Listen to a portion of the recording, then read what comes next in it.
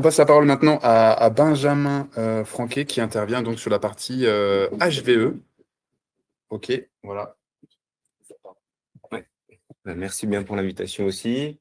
Donc moi, Benjamin Franquet, je suis à la Chambre d'agriculture, je m'occupe de toutes les prestations. Donc on a trois missions principales à la Chambre dans la partie viticole, donc le conseil technique, la traçabilité à travers mes parcelles et la certification, donc VDC HVE. Donc moi là, je vais vous parler du HVE. Donc un petit point historique sur le HVE. Donc c'est une certification qui a été créée en 2011, qui était inscrite au Code rural. Donc l'historique de cette création, c'est surtout une demande sociétale de vouloir créer un intermédiaire entre l'agriculture conventionnelle et l'agriculture biologique, voilà, d'avoir un entre-deux. En 2016, on en parlait juste avant, donc il y a une nouvelle version qui est sortie et la possibilité de faire du collectif avec le HVE. Donc on le verra à la fin, mais le but, c'est de réduire les coûts de certification et d'aller chercher plus des petites exploitations. Et la dernière grosse nouveauté, c'est la quatrième version qui est sortie en 2022, donc qui a rechangé pas mal de choses, notamment le mode de calcul. On va rentrer un petit peu en détail après. Donc Gauthier vous a présenté les chiffres en Champagne. Moi, je voulais vous présenter un peu les chiffres en France. Donc il y a à peu près 40 000 exploitations HVE. Ça représente 10% des exploitations. Et en Champagne, on est plutôt bien représenté puisqu'on a à peu près 5 700 exploitations certifiées HVE. On peut voir là sur la carte que c'est en priorité les bassins viticoles qui sont certifiés HVE. On le verra juste après, mais c'est beaucoup plus simple de se faire certifier HVE quand on est une exploitation viticole. Et en plus, on a des secteurs et des marchés qui sont plus voués à valoriser les certifications. Voilà. Donc là, comme je vous le disais, le secteur viticole est très représenté puisque 62% des exploitations sont viticoles. Ça peut être des exploitations qui sont viticoles et qui ont d'autres cultures aussi, on va le voir juste après. Voilà la présentation du HVE. Donc il y a trois niveaux. Donc un niveau 1 qui était la partie réglementaire qui a été supprimée il y a quelques années, en 2023. Le niveau 2 qui est encore utilisé notamment dans la partie agricole et il y a quelques points en VDC aussi du niveau 2.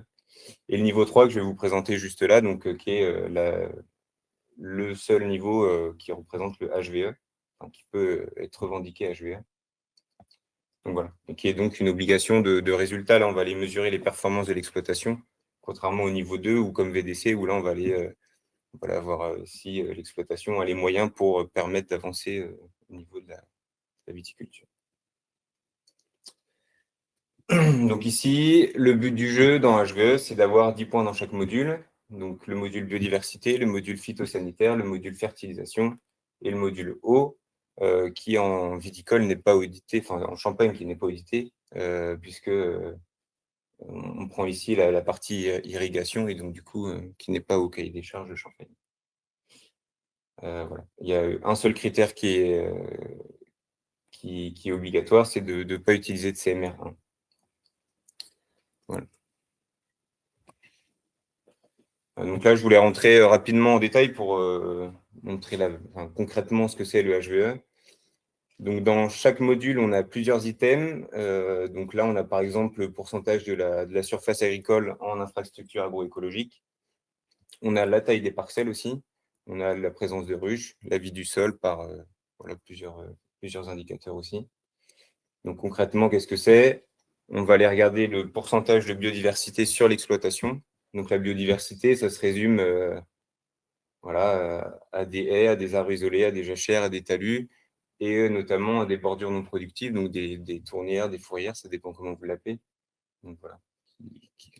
On va calculer tout ça sur votre exploitation, sur l'exploitation, et on va en sortir un indicateur. Voilà. À peu près ce que ça représente. Donc c'est le ministère qui nous fournit une grille HVE, une grille Excel, et en fait on remplit ces indicateurs-là et ça nous donne à la fin des points. Et donc le but, comme je vous l'ai dit, c'est d'avoir 10 points dans chaque module.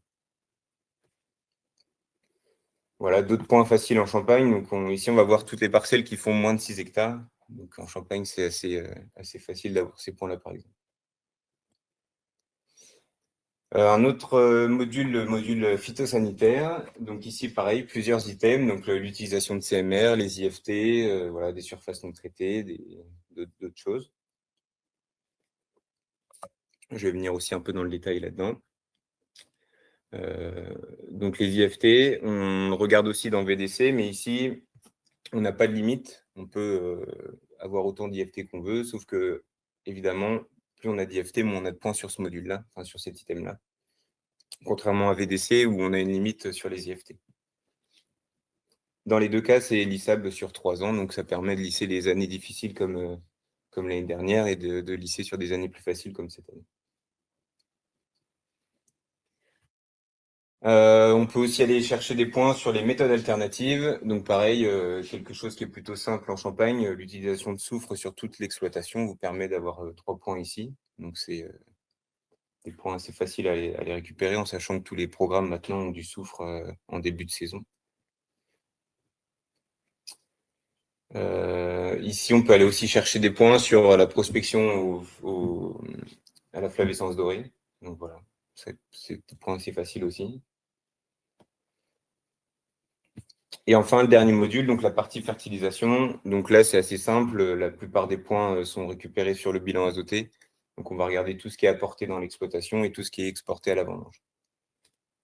J'ai remis l'exemple.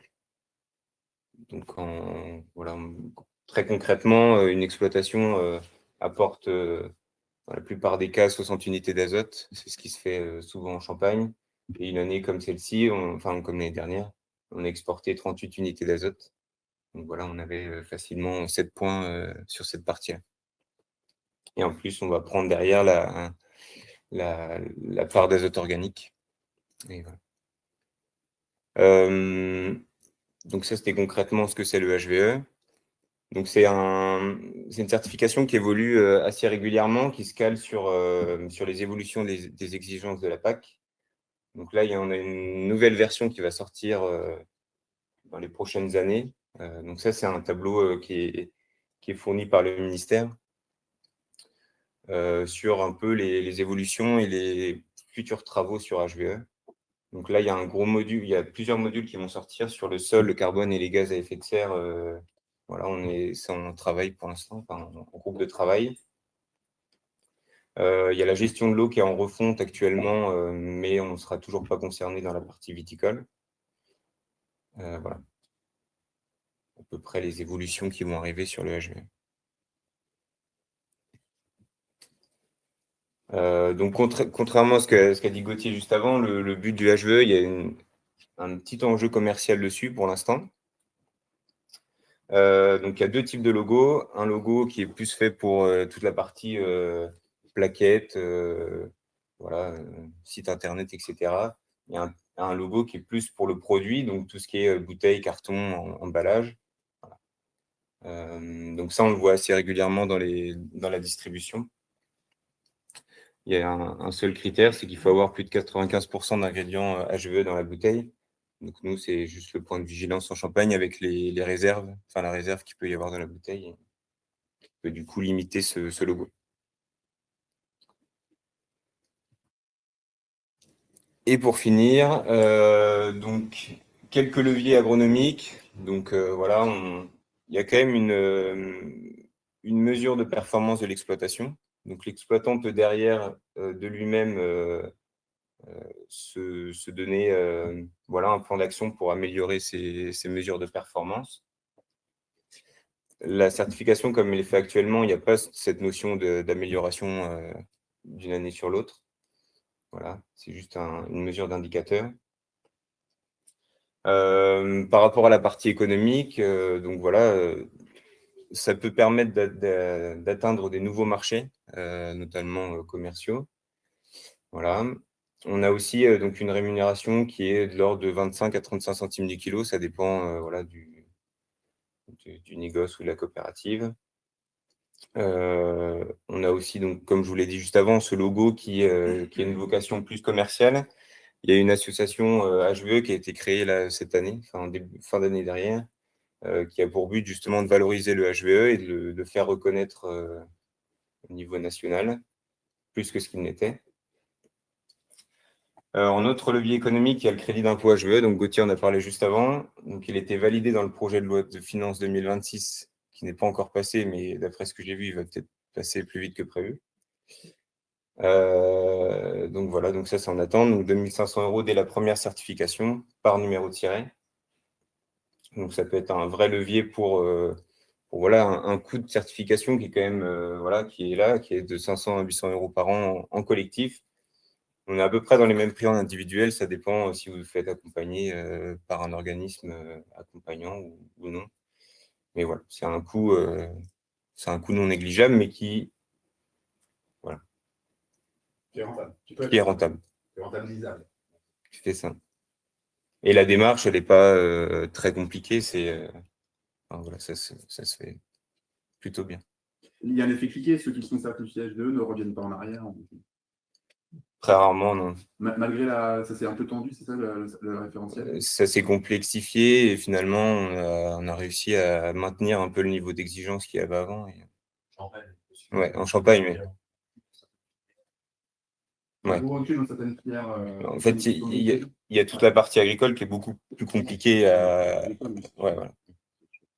Parce que les IFT sont plus bas, parce qu'il faut une biodiversité qui est moins facile à avoir, et la partie fertilisation aussi. Il y a une rentabilité qui n'est pas la même aussi. Oui, aussi. Malheureusement. Ok. Avez-vous des questions ou sinon, merci beaucoup. C'était limpide. J'espère que ça va permettre. On voit qu'il y a quand même encore un niveau assez faible de certification. Pourtant, c'est quand même quelque chose déjà qui est valorisable auprès des acteurs. Peut-être moins connu que le bio par les consommateurs finaux, mais moi, ça dépend ce qu'on entend par valorisable derrière. Qu'est-ce qu'on entend par là? Est-ce que ça permet effectivement aux viticulteurs de monter ce prix de bouteille? Pas compétent pour le dire. J'ai la sensation globalement plutôt non. Par contre, ce que je vais dire par là, c'est ce que ça peut lui permettre, c'est de ne pas se fermer l'accès à certains marchés. Effectivement, il y a des marchés, je n'ai pas évoqué tout à l'heure, mais qui viennent nous interroger, notamment sur BDC, je pense au monopole nordique, je pense au Canada, je pense à la grande distribution en Allemagne, qui viennent nous interroger sur ces démarches-là. D'ailleurs, le benchmark HVE, typiquement, il ne faisait pas partie du benchmark monopole nordique, tandis qu'avec biologique, BDC en faisait partie. Et en fait, c'est juste, pour moi, c'est un moyen de ne pas se fermer à l'accès à certains marchés, parce que ça permet de mieux valoriser sa bouteille. C'est là où moi, je suis un peu plus sceptique.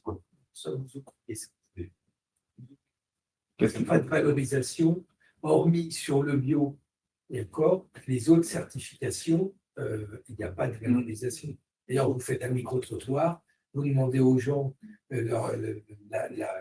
quelle est la démarche, vous allez avoir 99,9% qui vont vous parler du bio.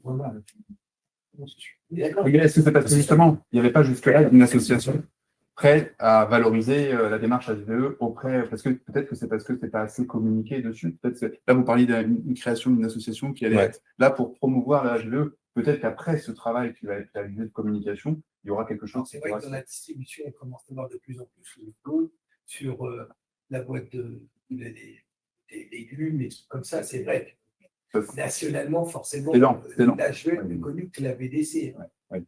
Et qui n'a pas ça. Qui n'a pas vocation à être connu. La VDC, c'est pas que ça n'a pas vocation à être connu. Déjà, qui sera plus connu, c'est Champagne. Ah oui, l'appellation Champagne. Ça reste Champagne.